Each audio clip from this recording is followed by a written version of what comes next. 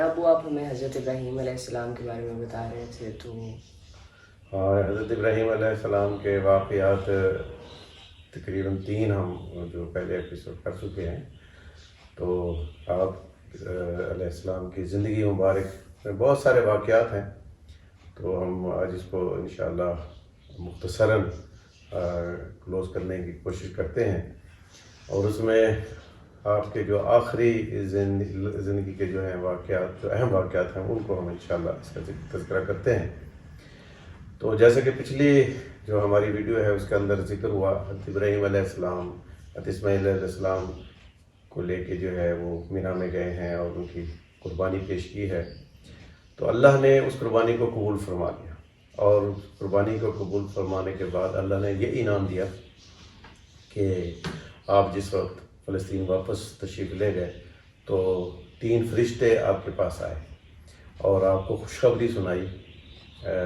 بیٹے اسحاق علیہ السلام کی. اور یہ خوشخبری جس وقت فرشتے دے رہے تھے، سنا رہے تھے، تو اماں سائرہ جو ہے وہ دروازے کی چوکھٹ میں کھڑی تھیں، اور جب انہوں نے یہ خوشخبری سنی کہ اللہ مجھے بیٹا دے گا، اور اس وقت حضرت ابراہیم علیہ السلام کی عمر مبارک 20 سال ہو چکی تھی اور اماں سارہ کی عمر 90 سال تھی. تو اماں نے ایک دم چیخ ماری خوشی میں، اور بڑی حیران ہوئی کہ میں تو بانجھ ہوں اور میرے میاں بوڑھے ہیں، مجھے اللہ میاں کیسے بیٹا دیں گے. تو فرشتوں نے جواب میں کہا کہ اللہ بڑے حکیم ہیں، حکمت والے ہیں، قادر ہیں، قدیر ہیں، اور اللہ نے یہ خوشخبری دی ہے، اور اللہ ضرور جو کہتے ہیں وہ ہو جاتا ہے. اور پھر حضرت اسحاق علیہ السلام اللہ میاں نے حضرت سارہ کے بطن سے پیدا فرما دیا. اور اس موقع پہ 3 خوشخبریاں دی گئیں. ایک خوشخبری یہ کہ حضرت اسحاق علیہ السلام اللہ میاں دیں گے، اور پھر ان کو جوانی بھی دیں گے، اور پھر اللہ میاں ان کے جو اولاد میں حضرت یعقوب علیہ السلام کو پیدا فرمائیں گے. یعنی کہ حضرت ابراہیم علیہ السلام کو 3 خوشخبریاں مل گئیں، بیٹے کی، ان کے جوان ہونے کی، اور پوتے کی، اور پوتا بھی پیغمبر ہوگا. اور یہاں پہ آپ صلی اللہ علیہ وآلہ وسلم کی حدیث مبارک ہے کہ مفہوم ہے کہ آپ صلی اللہ علیہ وآلہ وسلم نے ایک دفعہ صحابہ کرام رضی اللہ تعالیٰ عنہ اجمعین کو ارشاد فرمایا، بتایا کہ کریم کون ہے؟ تو آپ ہی نے جواب دیا، کریم بن کریم بن کریم بن کریم، یعنی حضرت یوسف علیہ السلام بن یعقوب علیہ السلام بن اسحاق علیہ السلام اور بن ابراہیم علیہ السلام. یعنی کہ دیکھیں، نبی کا بیٹا نبی، نبی کا بیٹا نبی، اور نبی کا بیٹا نبی، اور یہ سارے اتنے عظیم نبی تھے. اور اتنے عظیم نبی تھے. حضرت یوسف علیہ السلام کا واقعہ جو ہے وہ قرآن مجید میں آتا ہے، یعقوب علیہ السلام کا تذکرہ ذکر جو ہے وہ آتا ہے، اسحاق علیہ السلام کا آتا ہے. تو یہ کتنا عظیم بزرگی اور برتری والا خاندان ہے. تو اس طرح سے یہ خوشخبری کے بعد جو ہے آپ علیہ السلام گاہے بگاہے آتے رہتے تھے مکہ شریف میں حضرت اسماعیل علیہ السلام کو دیکھنے کے لیے، کیونکہ وہ ابھی لڑکپن میں تھے، اور اماں ہاجرہ بھی وہاں تھی. تو ایک دفعہ جب تشریف لائے تو اللہ نے حکم دیا کہ یہاں پہ میرا گھر تعمیر کرو. تو حضرت ابراہیم علیہ السلام نے حضرت اسماعیل علیہ السلام کے سامنے اس کا ذکر کیا اور کہا کہ بیٹا اللہ نے حکم دیا ہے کہ ہم نے جو ہے یہاں پہ اللہ کا گھر تعمیر کرنا ہے. تو حضرت اسماعیل علیہ السلام نے فوراً سے کہا کہ ہاں ابا جان میں حاضر ہوں،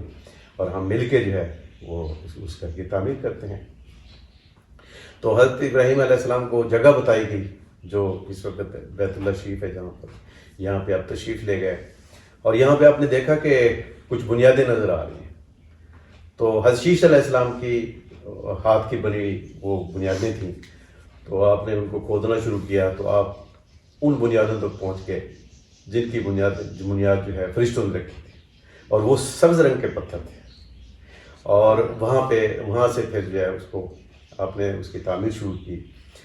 اور اس دوران میں یہ موضوع پیش آیا کہ جس وقت آپ یہاں تک پہنچے جہاں پہ اس وقت حجر اسود ہے، تو اللہ پاک نے جو ہے ایک پتھر جو کہ سفید دودھ کی طرح تھا اور چمکدار، وہ جنت سے بھیجا، اور اللہ نے حکم دیا کہ اس کو اس جگہ پہ نصب کر دیا جائے. اور وہ جو سفید پتھر تھا حجر اسود، آج لوگوں کی اس کو چونکہ بوسہ دیتے ہیں تو ان کے گناہوں کی نحوست کی وجہ سے وہ کالا ہو گیا، ورنہ وہ سفید پتھر تھا اور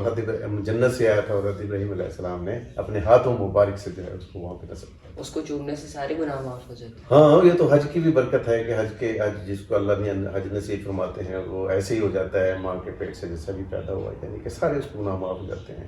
اور وہاں پہ مقام ابراہیم کے حوالے سے جو بات ہے وہ یہ ہے کہ اللہ نے جس وقت یعنی کہ آپ کا ہاتھ جو ہے وہ جہاں تک پہنچ سکتا تھا وہ تعمیر مکمل ہو گئی، تو اللہ پاک نے ایک پتھر جو ہے وہ جنت سے بھیجا، اور اس پتھر کی خاصیت یہ تھی کہ حضرت ابراہیم علیہ السلام اس پتھر کے اوپر جس وقت اپنے پاؤں مبارک رکھے، ننگے پاؤں، تو آپ کے پاؤں اس پتھر میں دھنس گئے، یعنی نشان بن گئے، اور آج وہ پتھر جو ہے آج بھی موجود ہے، اور وہ مقام ابراہیم پر موجود ہے، اور حجاز کرام جو وہاں پہ اللہ میاں ہر کسی کو لے جائے اپنی آنکھوں سے دکھائے، تو آج بھی وہ جو ہے پتھر وہاں پہ موجود ہے مقام ابراہیم، اور مقام ابراہیم کو مصلی بنایا گیا، وہاں پہ نماز 2 رکعت نماز نفل شکرانے کے پڑھنے کے جو ہے وہ حکم دیا گیا، اور اللہ نے بیت اللہ شریف کا طواف کرنے کا حکم دیا، اور اس طرح سے اس کو جو ہے اللہ تعالیٰ نے اس کی زیارت کرنے پہ بھی ثواب، اور یعنی کہ تمام حجاج کا جو ہے اللہ پاک نے حضرت ابراہیم علیہ السلام نے جب گھر تعمیر کر لیا تو ابراہیم علیہ السلام کو اللہ میاں نے کہا کہ تم ایک آواز لگاؤ کہ اے لوگوں اس گھر کا طواف کرو، اس گھر کو آ کے اپنی نماز کی جگہ بناؤ۔ تو جب مقام ابراہیم پہ آ کے نوافل ادا کرو، تو ابراہیم علیہ السلام نے کہا کہ اے باری تعالیٰ میری اس آواز کو کون سنے گا؟ اللہ پاک نے جواب ابراہیم علیہ السلام کو کہا کہ آواز لگانا تمہارا کام ہے، لوگوں تک آواز کا پہنچانا یہ میرا کام۔ اور حضرت ابراہیم علیہ السلام مقام عرفات پہ ایک اونچی جگہ پہ چڑھ کے جو ہے انہوں نے یہ آواز لگائی، اور اس آواز کو اللہ پاک نے قیامت تک کے انسانوں تک کے کاموں تک پہنچایا، اور اس آواز ہی کا نتیجہ ہے کہ لوگ اپنے دلوں کے اندر اس خانہ کعبہ کی جو ہے محبت پاتے ہیں، اور اس کی محبت میں ہی لوگ جو ہے بار بار اس گھر کا طواف کرنے جاتے ہیں، اور وہاں پہ جمع غفیر ہر وقت جو ہے وہ طواف کرتا ہوا نظر آتا ہے، اور قیامت تک یہ انشاءاللہ سلسلہ جاری رہے گا۔ یہ ہم دیکھیں نا کہ آج تک بھی وہ اتنے حضرت ابراہیم علیہ السلام اتنے عظیم پیغمبر تھے کہ حج جو کہ ایک بہت ہی زیادہ مطلب عظیم ترین عبادات میں سے ایک ہے، ہاں اللہ نے بلکہ حج کو فرض کر دیا، ان کی سنتوں سے ان کی سنتوں کے بغیر وہ مکمل ہی نہیں ہے، اور حج کو جو ہے اللہ نے فرض کر دیا، اور اللہ تعالیٰ نے لوگوں کو حکم دیا کہ اگر ان کے پاس وسائل ہیں تو وہ لازمی طور پہ اس کو کریں گے۔ اور اس دوران میں جس وقت تعمیر خانہ کعبہ ابراہیم علیہ السلام کر رہے تھے تو دعائیں بھی کر رہے تھے ابراہیم علیہ السلام کہ یا اللہ اس شہر کو امن کی جگہ بنانا، اور اس میں جو ہے ثمرات، اور یہاں پہ جو ہے لوگ جو ہے وہ خوشحال ہوں، اور وہ ساری دعائیں ابراہیم علیہ السلام کی جیسے پوری ہوئی نظر آتی ہیں کہ اس کے بعد بھی وہاں پہ ہر قسم کا پھل، بے موسمی پھل وہ موجود ہے، اس طرح سے وہاں رونقیں موجود ہیں، لوگ خوشحال ہیں، وہ ساری ابراہیم علیہ السلام نے کو جو ہے اللہ پاک نے کہا کہ تم امام ہو، تو امام کا لفظ جس وقت کہا گیا تو حضرت ابراہیم علیہ السلام دعا کی کہ یا اللہ میری نسل میں سے بھی جو ہے نا امام بنے، اور حضرت محمد صلی اللہ علیہ وآلہ وسلم جو کہ اس دنیا میں تشریف لائے ہیں وہ حضرت ابراہیم علیہ السلام ہی کی نسل میں سے ہیں، اور آپ صلی اللہ علیہ وسلم جو ہے وہ تمام انبیاء علیہ السلام کے امام بنے، یعنی حضرت ابراہیم علیہ السلام نے جو تعمیر کے وقت دعائیں کی ہیں وہ دعائیں ساری اللہ نے قبول فرمائی، اور ہمارے اپنی آنکھوں سے ہم دیکھتے بھی ہیں۔ تو یہ حضرت ابراہیم علیہ السلام کے جو واقعات ہیں ان پہ ہم جتنا بھی مزید روشنی ڈالنا چاہیں تو اس کے لیے جو ہے ہمیں گھنٹوں درکار ہوں گے، تو مختصراً جو ہے وہ عرض کر دیا ہے، تو اس سے ہمیں یہی اسباب ملتے ہیں کہ اللہ کے خلیل تھے، جیسے کہ ان کا خلیل اللہ لقب ہے، اور اسی طرح سے اللہ سے جو انہوں نے مانگا اللہ نے دیا ہے، اور جو نشانیاں اس وقت ہم دیکھتے ہیں کہ مقام ابراہیم ہے، حجر اسود ہے، اور اسی طرح سے وہ سعی والی جگہ جو ہے صفا مروہ، یہ ساری جو نشانیاں حج کے موقع کی، مینا کا مقام ہے،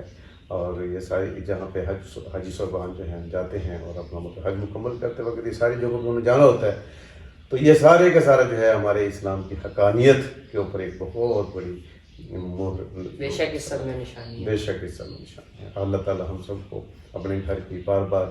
اپنے گھر کی زیارت کرنے کی توفیق عطا فرمائے اور اپنے پیارے محمد رسول اللہ صلی اللہ علیہ وسلم کے روضہ مبارک کی بھی زیارت کرنے کی توفیق عطا فرمائے.